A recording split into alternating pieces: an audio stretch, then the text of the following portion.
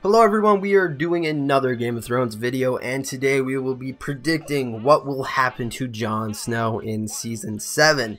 At the end of Season 6, we see Jon Snow get deemed as King of the North by all the High Lords of the North, Manderly, Glover, Mormont, and they all basically said they will stand with House Stark for what is to come. However, there will be some lords who need a bit more convincing. And that's where we start Season 7. Jon Snow is most likely going to try and recruit people for the Great War by sending ravens to all the High Lords of Westeros and to go to some to plead with them to join their force to fight the army of the dead. Most, if not all the lords, are probably going to dismiss this as pure menace and ignore the letters. I also think Jon Snow will be in the Riverlands this season due to the fact it is kinda up for grabs because of Walder Frey's death. And if they need to retreat from the White Walkers and the Whites due to the fact the wall might fall down, they would have to go south. So it would make sense to have friends controlling the Riverlands so they don't have to fight on both ends. And Moat Cailin, which is basically the spot between the Riverlands and the North, is a very strategic place to make a stand. That's how the First Men were able to hold off the Andal invasion.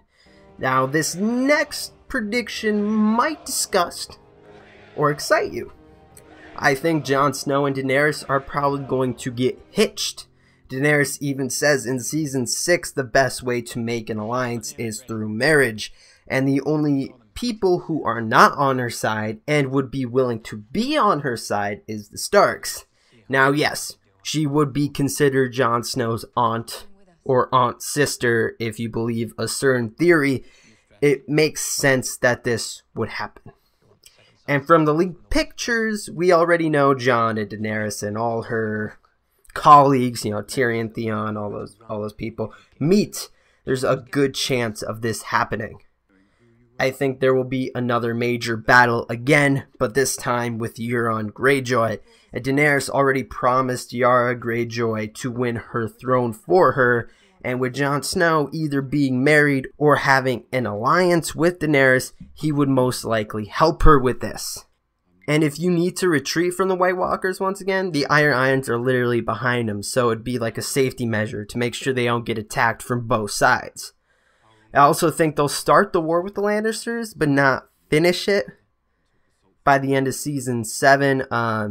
It wouldn't make sense for the Lannisters to go on the sea and fight them. They have 3 dragons, and supposedly they're the size of 747s, and they have a huge fleet.